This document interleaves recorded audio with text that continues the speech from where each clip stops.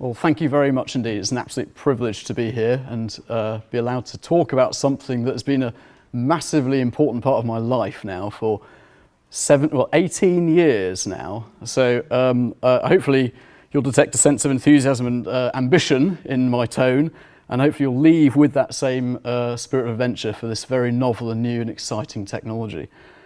So what am I going to talk about? I'm hoping that when you leave tonight you'll all be experts on Zephyr, and I hope you'll be able to answer these questions. They're very simple questions, which are: what is a Zephyr?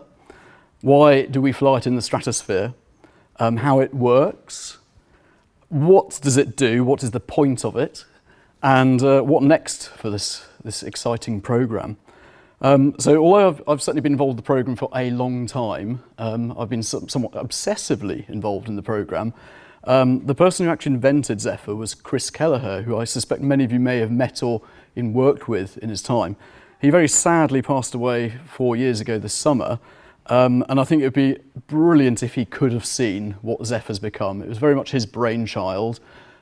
We have a factory just 200 metres away from here, and the sort of R&D and design arm of it's on the opposite side of the airfield. This really was his vision come true, so it's a very, very pleasing point to see this journey being fulfilled, and it's not many people who get to see this huge journey in one career either.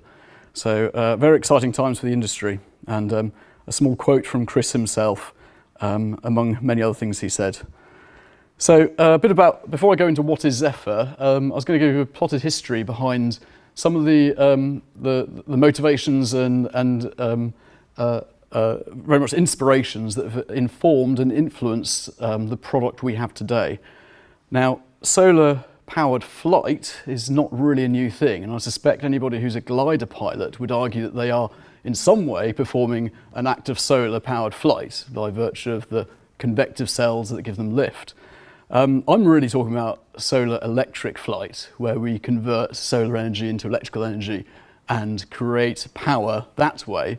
But even that isn't a particularly new thing. And NASA in 1974 were flying what was surmountable to a radio-controlled plane on solar electricity. But that really was more of a stunt. It wasn't an act of war, and it certainly wasn't a product. But what's really influenced the design we have today is some of the endeavours in human-powered flight. So I know there are some people in the audience who do human-powered flight, so forgive me if I get any of this wrong, but some of the points in history that are most worthy of note really set the scene for the sorts of powers and drags that we are interested in discussing when we talk about solar-powered flight in the stratosphere. So I have a father-in-law who is a professor of sports science, and he assures me that mere mortals like us, when we get on our bicycles and pedal for a few hours, we're typically able to output about 100 watts of useful mechanical work.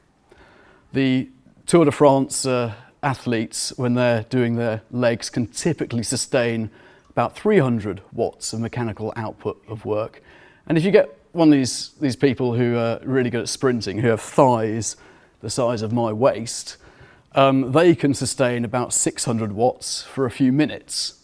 But that sets the scene that that is the sort of mechanical output power a human is capable of transmitting through a mechanical system to eventually find its way into an airflow as thrust and provide lift. And it's the marvellous flying machines that they pioneered that new and innovative sport with that really has set the scene for, is it possible, or was it possible, to build pilotless aircraft that could fly in the stratosphere using such a technique? So in 1980, the Gossamer Penguin was the first solar-powered aircraft capable of carrying a human. Now, they had to pedal to get off the ground, and it carried an array which is capable of generating 500 watts to support them and their machine. The sort of aircraft I design, when it flies at sea level, consumes somewhere between 100 and 200 watts of electrical power to cruise. So we are arguably more efficient than a man-carrying aircraft, but we certainly don't have the complexity of having to house them. But bear that in mind in everything I talk about, when I talk about trade space, power, weight, efficiencies, we are talking about single-digit watts of electrical power and very, very low quantities of thrust. You know, propulsion systems which generate 20 newtons of thrust, not kilonewtons, but 20 newtons of thrust. That's like taking a bag of sugar, 2 bags of sugar, and dangling them under 1G, and you know, it's really quite little. So that's part of the motivation behind where we've come from. Air environments in the late 90s, I was a student at this time, and I remember listening to a radio report reporting on their achievements of the Pathfinder Plus record-breaking aircraft, and thinking to myself, I wonder if I'll ever be fortunate enough to work on an interesting project like that. And I think it might have influenced me in some way. But certainly those Pathfinder project flights, which were experiments to explore the atmosphere, explore the stratosphere, and very much identify the requirements for flying planes up there at those extreme altitudes in those uncharted conditions.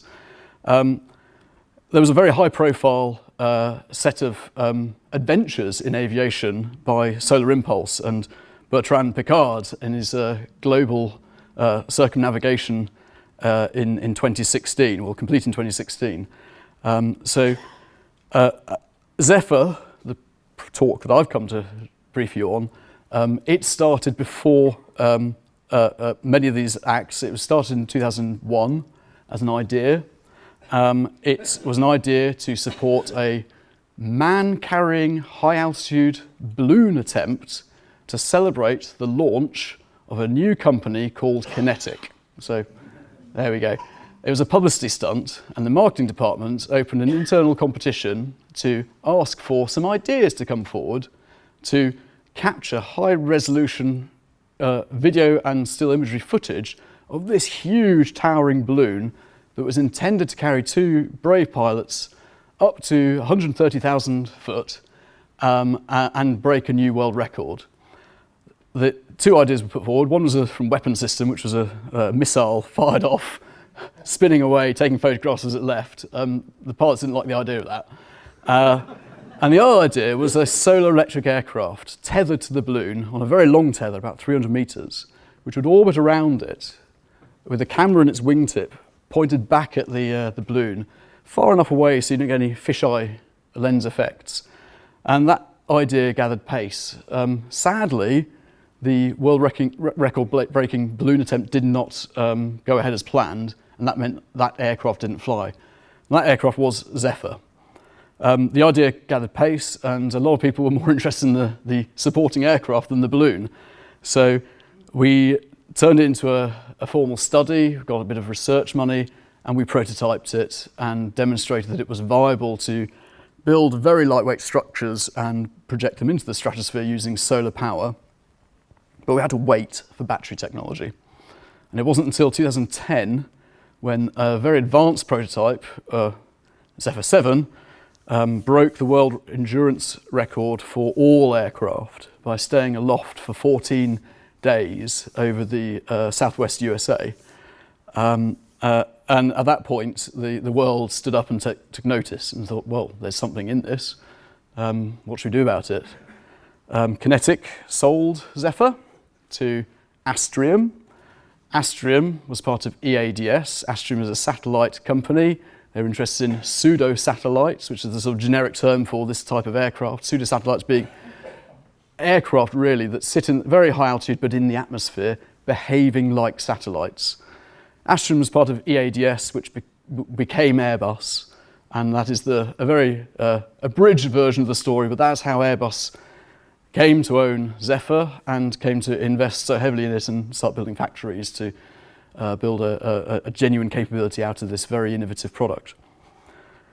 And last year, we saw the maiden flight of that product. So all of that R&D effort, fine tweaking, has paid off and given us the first of our products. So this is not a prototype anymore, it's a product, and that is what we're focusing on now. And so I'm going to tell you a little bit about how that system works and what it does.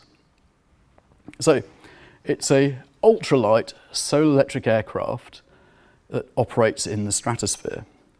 Photovoltaic cells gather photons from the sun, convert that into electrical energy or electrical power, and pass that power through copper wires, actually aluminium wires, to the propulsion system, and that generates thrust and it cruises in the stratosphere.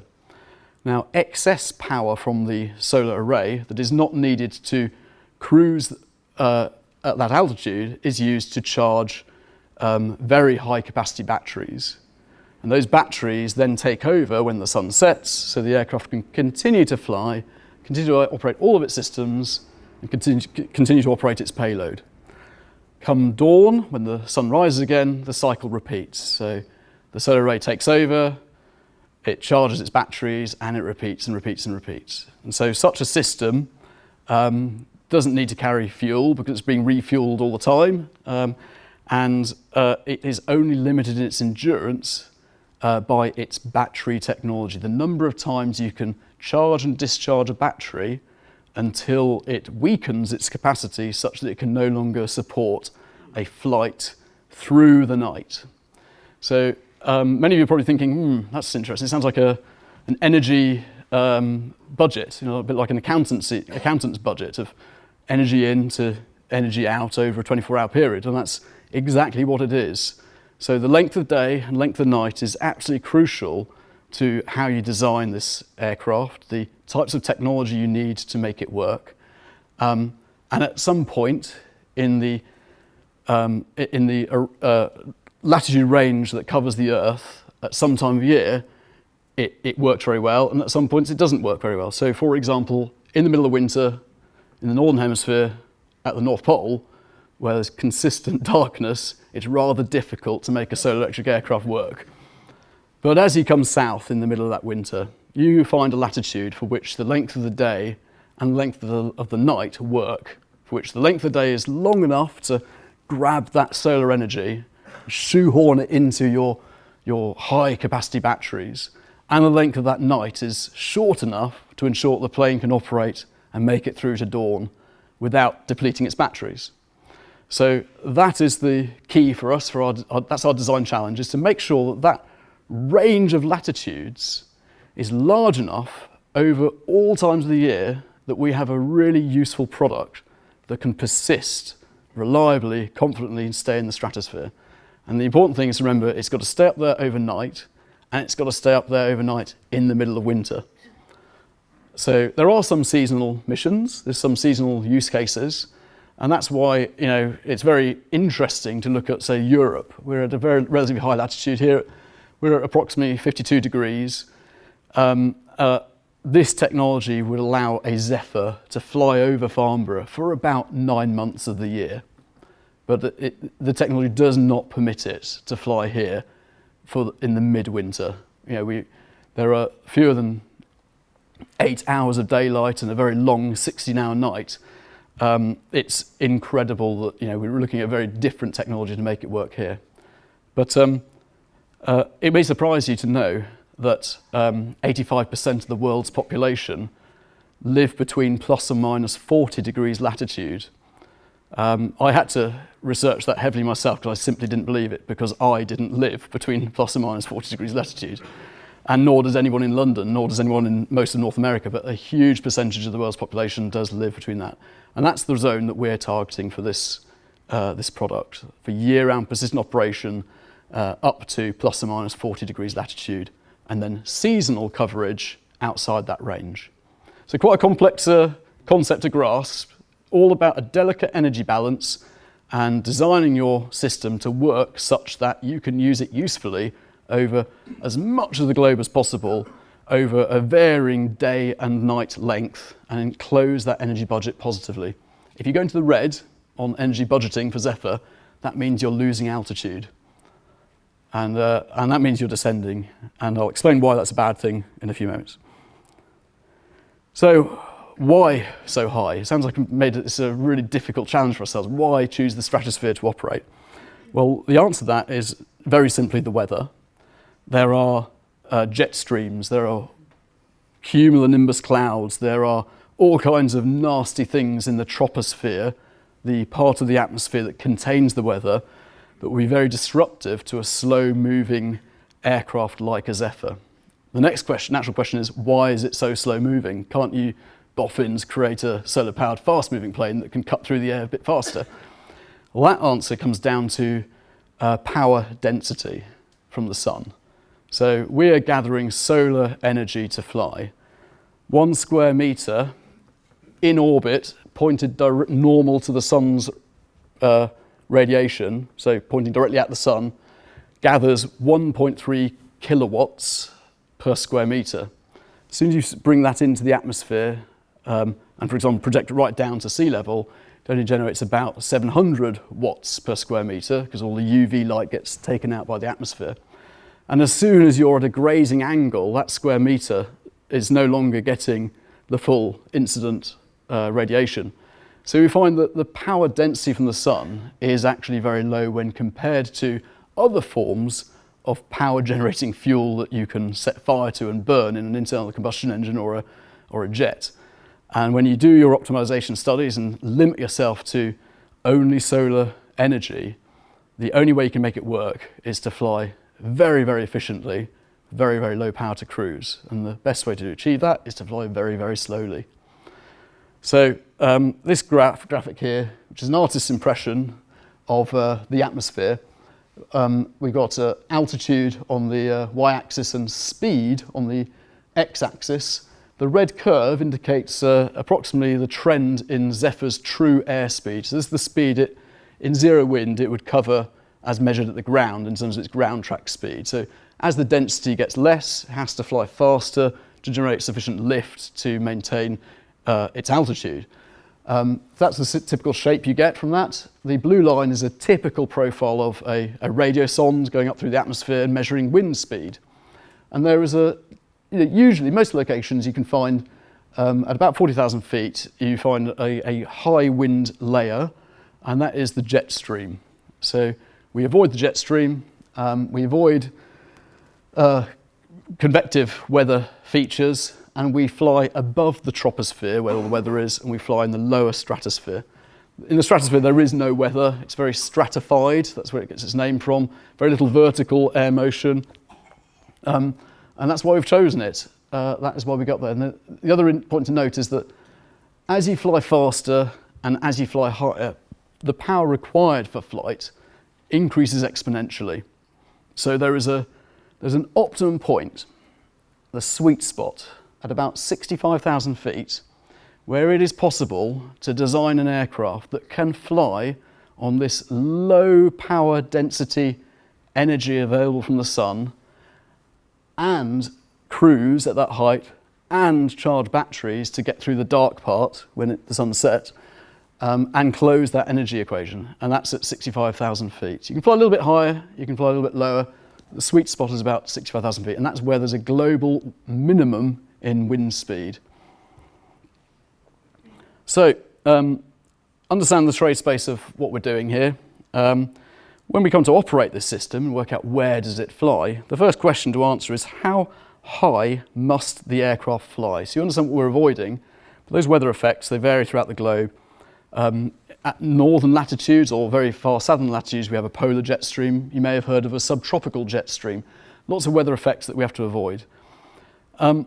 So what does flight operations look like for a Zephyr? Like I said, it flies very slowly. It takes us about 8 hours to get from surface all the way to the lower stratosphere. So you're not waiting very long, but during that time, you are a bit vulnerable. So that is why we go to locations in the world where the climate is usually favourable for Zephyr operations. In the UK, in 1976, there was a window to launch a Zephyr. We missed it, unfortunately. Technology just wasn't quite ready. We look forward to the next opportunity. Maybe it'll happen within my lifetime, I'm not sure. We don't launch at very high latitudes, which are visited frequently by frontal systems. You just don't get the assurance of getting the climate that you need to launch and recover these aircraft. The opposite of the launch, the 8 hours up there, Zephyr takes about 24 hours to glide descend out of the stratosphere. So we're very much a victim of our own efficiency there, in that we find it hard to lose altitude and drive it down, drive it down. So an aircraft is launched at one of these semi-strategic launch and recovery locations. It takes a few hours to get to the stratosphere, and it's launched on what we call line of sight data links. So you can see the plane, there's a data link, command and controlling it, and you get some telemetry back, and you can have a payload on there, get wideband payload back, but that's all done within line of sight. Once we've commissioned the aircraft, and it's sat for a minimum of sort of 24 hours in the stratosphere, checking all the systems are working well, we commission it as being a success, or document any specification shortfalls where there might have been, a battery failure or something. There's a decision to be made, which is A, is it airworthy? B, is it going to fulfill its mission requirements? The airworthy one's very easy, it's black and white. If there's a critical system that's not working, it comes back down. If it's a non-critical system, it's down to economics. The decision might be, we're expecting a year's endurance, we're only going to get 3 months endurance from the data we're looking at. Is it worth sending it on its way for its mission, or is it worth biting the bullet and landing it now and correcting that? Those are the sorts of decisions that we face as a service operator once we're playing the game of statistics and putting lots of these aircrafts up there. So it operates between 60 and 75,000 feet. For most locations, 60,000 feet is adequate. For a lot of locations, though, and certain times of year, you need to be at a minimum of 65. And that is just to avoid the weather. A few figures of merit which are worth noting. From 65,000 feet, you have a terrific vantage point for sensor operation. The horizon is 500 kilometres away. The last time I gave this presentation was in Australia, so I had to convince the Australians what 500 kilometres looked like and what a diameter of 1,000 kilometres looked like. So I said Sydney to Melbourne, imagine that. And they all went, oh, I understand that, that's amazing. And in one day, although we fly slowly, up there in the stratosphere, we can move a bit faster because the air is thinner, and we can typically cover about 1,000 nautical miles, which is about 1,800 kilometres. So for Australians, they could relate to transiting between North and South Australia in a 24-hour period. I've translated this into British, and I can say that if you park one of these over Carlisle, you can look at one horizon and see John O'Groats, and the other horizon and see Land's End. So that's very interesting from radio comms perspective. That's the sort of footprint of influence this aircraft holds. For electro-optic sensors, cameras, things like that, you could park one over the centre of London and quite easily survey the M25 without changing your location. So it really are massive footprints of influence.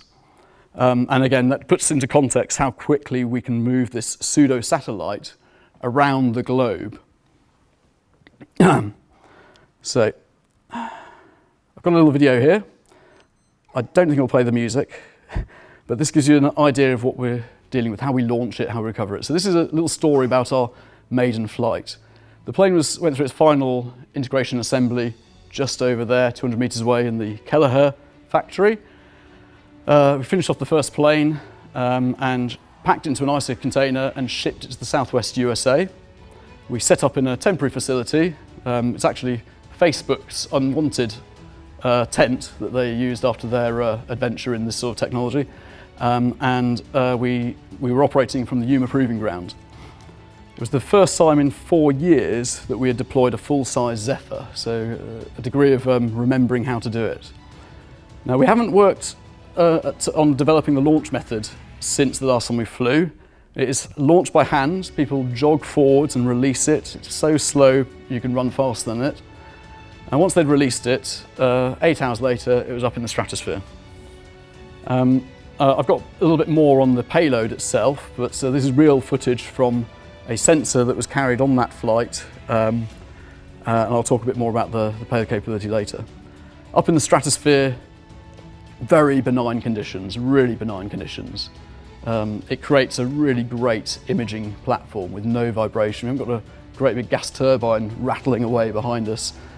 All very slow, very critically damped. So huge success, maiden flight, not very many maiden flights involve 26 days of continuous flying and a trip up to the stratosphere for all of those days. Most people do a bit of taxiing first, and maybe they might do a few circuits. Not us. We go straight up there and fly for nearly forever. So we've seen a bit about what it is. How does it work? I've talked about this very delicate energy budget, the balance between energy in and energy out. Key to it is ensuring that the power required to cruise at high altitude is as low as you can possibly design it. So in order of priority, how to achieve that very low cruise power? It is through really obsessive design of the aerostructure, so that we not only select a wing profile and aero concept, which is incredibly low drag, but we make it realizable. We don't just let the aerodynamicists have the field day. It's got to be a practical wing section that we can mount useful things inside and offers useful capability. It's got to be realizable. You've got to be able to physically build it out of existing materials. So every component on that aircraft has been scrutinized as to what its function is, what its loading profile is, and has been delivered with as little mass as possible.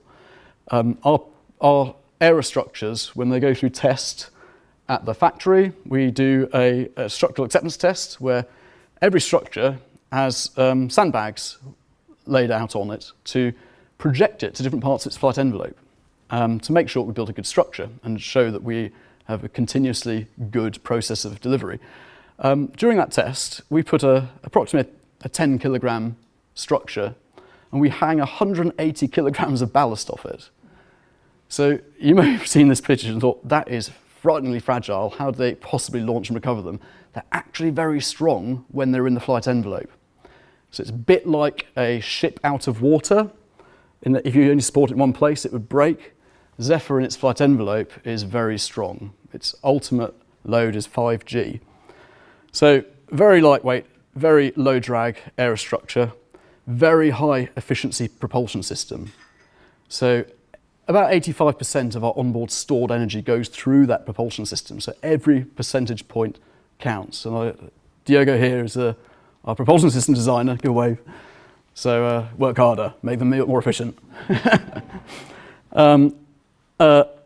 Next thing is our avionics system. So carrying an avionics system is an overhead. It's there for a function. We want to ensure as few precious watts go to that as possible and as little mass is devoted to it as possible. So we take the best practice from the space industry and we try to make them even lighter.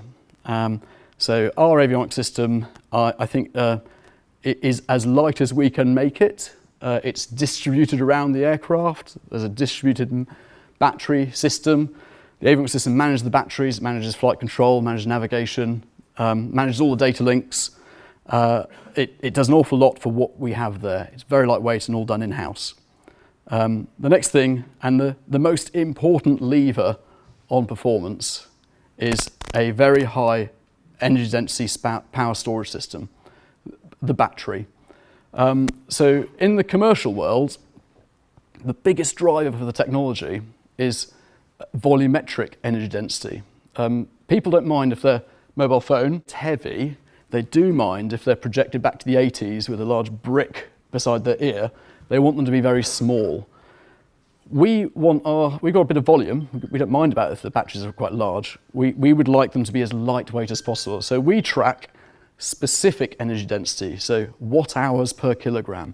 And that's the crucial lever in our selection of battery technology. And we don't just want very high specific energy density, we want very high cycle life as well.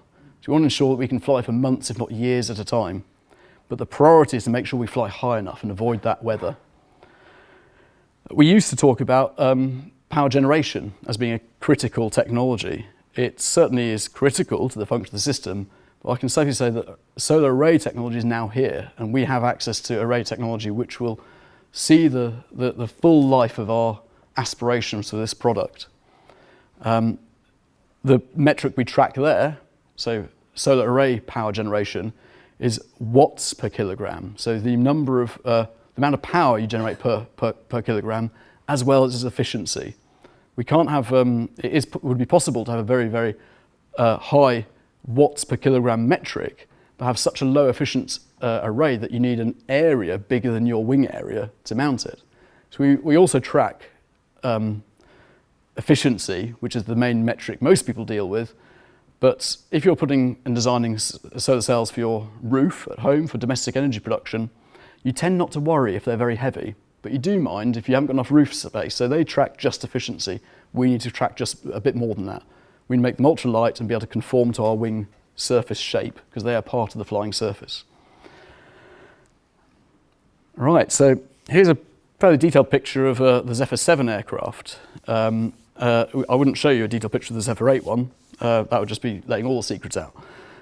This does illustrate the point though. Zephyr is a span-loaded structure, and span loading means that in an idealised sense, every bit of lifting surface is responsible for generating lift for carrying the weight immediately beneath it. So in principle, if you could span load your aircraft in an idealised sense, you wouldn't have any primary structure. However, you do have some point masses. You have to carry batteries, we have to carry a propulsion system, we have to carry a payload, we have a fuselage, a tailplane. These represent point masses, so we do have primary structure, but we try to minimise the mass contribution or mass percentage. So that's what span loading is, and it means that we've got to distribute everything, and that's the design concept we follow in Zephyr. Now, what does it do? Very simple answer, Zephyr stays reliably in the stratosphere all night. Now this chart here is a career high for me. I can see you're all overwhelmed with it. I will explain further. What we're looking at here is altitude on the y-axis and day number in flight, or time, along the x-axis. The blue line that wiggles around a lot is the flight profile that Zephyr 7 followed in 2010 when it achieved 14 days continuous flight in the southwest USA.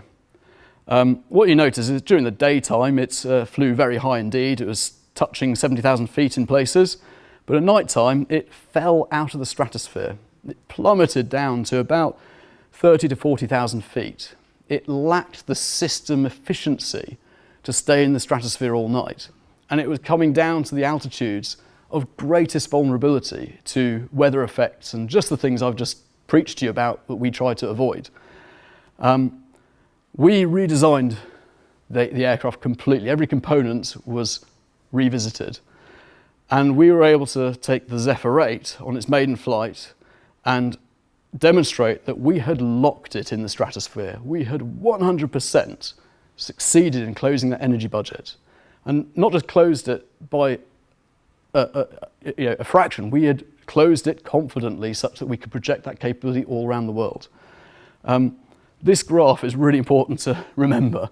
If you ever meet any of our competitors, ask them to show you their altitude profile, because if they are not in the stratosphere all night, they are not in the game. They're not there, they're not ready. How have we achieved this? A lot of people just say, oh, your battery technology's improved. Well, since 2010 to 2018, 8 years, I'm a bit disappointed with the improvement in battery technology. We've only seen a 20% increase in specific energy density. So 20% did not account for that huge performance improvement. What counted was the meticulous attention to aerostructural mass reduction. We took 25% out of the aerostructural mass and replaced that with useful mass in the form of battery. We can carry 50% more battery than Zephyr 7 could. Our propulsion system's more efficient. The array is better. Every aspect of that system is better. And so on the back of a mere 20% improvement in battery technology, we have a product that is cutting edge and able to lock itself in the stratosphere confidently and not fall out of that. It will avoid the weather. It works. Physics has now proven we can do it. So this is why I refer to this as my career high, because we're the first to do it and no one else is remotely close to it, and the products that are coming through aren't close to it. Their wing loading is too much. They aren't going to fly as high as this. So do ask them, you'll meet them, do ask them, show us that graph. So what's the top level spec? It's we've got lots of variants. Every plane we launch is different. It's got a different payload on it. It's got different. We span load it. We vary load distribution by moving batteries around. We're always less than 75 kilograms. Our endurance, the design endurance, so to what length and depth have we gone in our qualification evidence to say how long can Zephyrs live up in that harsh, high UV and ozone environment? The answer is a minimum of 2 years. We are only limited by battery cycle life, and battery cycle life is great already. We've got a very long endurance batteries in our arsenal of technology we can throw into this plane.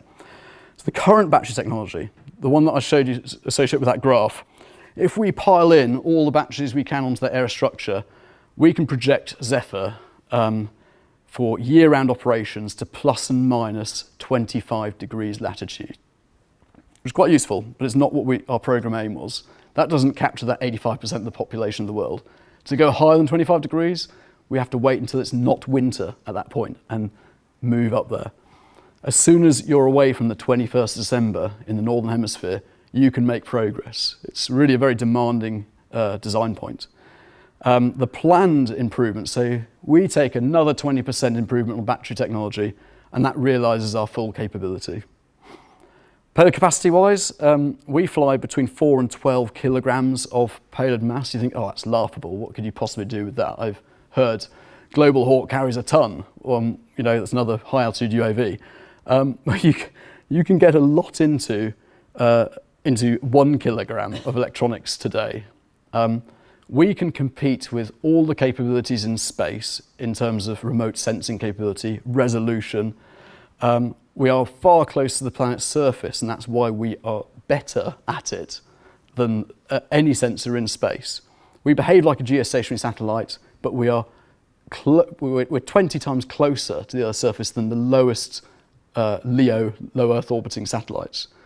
And unlike them, who are typically in polar orbits with days between revisit times, we can loiter over an area, just like a geostationary satellite, but hoovering up that high resolution imagery. So you can pack a lot of punch into a few kilos of electronics these days. What sort of payloads am I talking about? Like all innovative disruptive technologies, it's usually the military that adopts it first. What are they driven by? They like communications, they like electronic surveillance, they like imagery, like high resolution imagery, they like pattern of life information. Those payloads that deliver that capability have huge roles and potential in the civil domain as well. So imagine a use case which is at the forefront of Australian life, where they lose billions out of their economy every year in bushfires. A Zephyr over that region can deliver connectivity to the firefighters in areas where they have no infrastructure to communicate. They can track the location of the firefighters and ensure that every single firefighter knows where each other are. The plane can hoover up systematically where the fires are. No firefighter just wants to see streaming video of a fire. What they would like to know is a map with a fire line on it, a direction of movement, what foliage is downwind of it, and how quickly it's likely to move.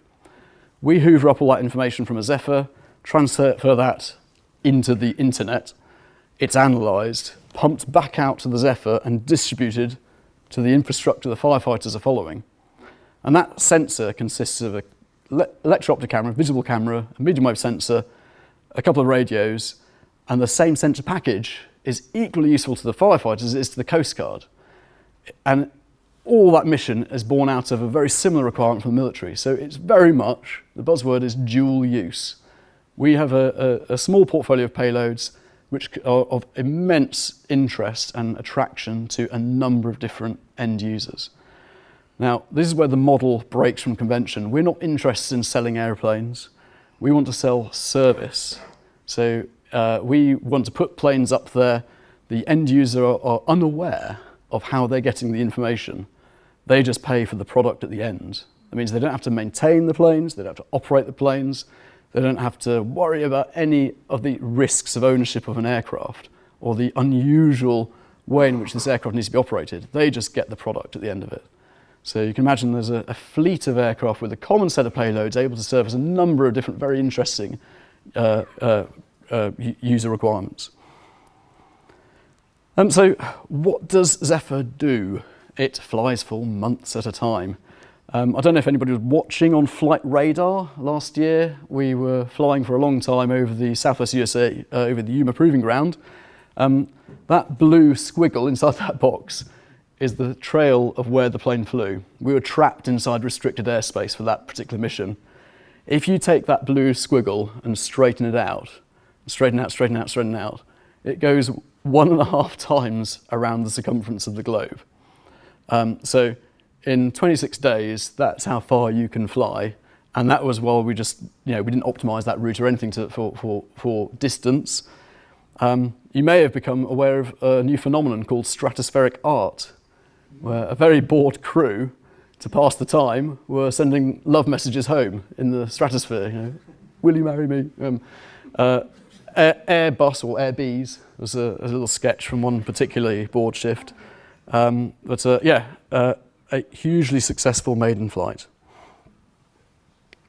So what does payload footage look like from the stratosphere? So this is actual footage from Zephyr last year. This particular footage is taken from an angle but auto-rectified to make it look like you're directly overhead. It was over a 2 megabit per second data link, which is why it looks a bit jerky. So it was bandwidth throttling, but it gives you an idea of how effective sensors can be from the stratosphere. Just because we're so high up does not mean we don't have the ability to perform high resolution reconnaissance and surveillance and other tasks. This was a prototype, this particular payload. This footage is about 26 centimetre resolution. The roadmap for that particular payload is to improve that to about 15 centimetres in the very near future. So that's the sort of thing we can get from the stratosphere, and that's one example of a payload application. So very relatable one. What do you see if you put a camera out the side? But what next for Zephyr? There's a number of strands. The payload applications are one aspect of that, and we're very much challenging the art of the possible. We'd like to put radars on board. We'd like to put all kinds of software-defined radios on board to do all kinds of radio relay applications. A big move in the civil world is connectivity. So this is providing bandwidth to remote locations or bandwidth from the internet to places where there is difficulty in getting infrastructure in place. Payloads is only one aspect of it. Legislation and approval, we currently operate under permits. So for civil flying, we have a Civil Aviation Authority issued flight permit. For military flying, we have a military flight permit. A lot of people ask about type certification. Well, at the moment, that doesn't really get us anywhere because there are all kinds of challenges to face that are very much global challenges as to how we negotiate a globally recognized standard for type certifying these unusual aircraft, and how we further enforce an agreement that allows us to cross international borders without further permission. But at the moment, we ask permission before we cross any international border, and we got a fairly good model to follow there. We've been very successful with a number of locations to gain our permits. But legislation approval is another strand, and underpinning all of it is the technology. We are chomping at the bit for the next battery technology. We really want to expand to operate year-round between plus or minus 40 degrees, plus or minus 25, although impressive. We need to expand that. And that's so I mentioned earlier, we're aiming to provide year-round services. It's not the old model of selling aircraft, it is selling a service to someone. All right, so we're saying what next? Airbus has opened the world's first HAPS operating site. So this is the sort of portal for accessing the stratosphere, for launching and recovering from there. We've chosen Australia for a number of very good reasons. One is that as a location, gives terrific access to both the Indian and Pacific Oceans. The oceans are a bit like superhighways for Zephyr, in that you don't cross state boundaries getting long distances. So it gives us good access to East Africa, all Southeast Asia, the two Americas, and there's a very progressive regulator in CASA, the Australian Civil Aviation Authority. And there's a picture of the site as it is today. The technology really is here. We market the Zephyr 8 product as Zephyr S, S for single tail. It's the smallest conceivable viable HAPS aircraft. It's the smallest aircraft with today's technology that you can close that delicate energy budget. It's real and is here now. We're so confident we've got a factory, and I'm proud to say we are now on aircraft number 11. So there is a piece of material in that factory called aircraft 11. There are at least 5 aircraft deployed throughout the world, ready to go. We are just at the start of this industrialization process. So taking away from this presentation is that it's a really exciting, new, innovative form of aviation. The Airbus Zephyr is the first to market, and we have years of advantage over everyone else. When you do see everyone else's presentations, do ask that awkward question. And let me know, or email me what the answer is. Anyway, any questions?